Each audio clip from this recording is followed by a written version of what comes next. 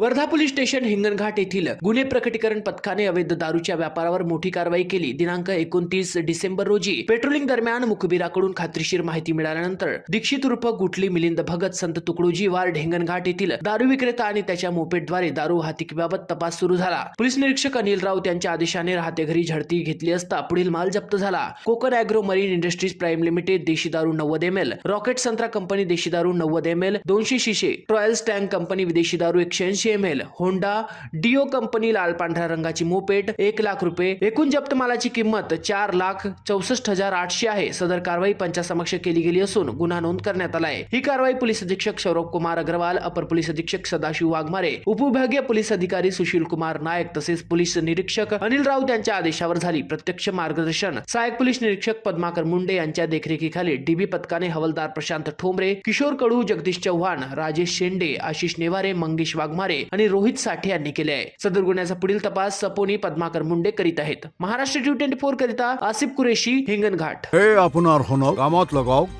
आज ये कॉल करो 1-800-313-1212 लो.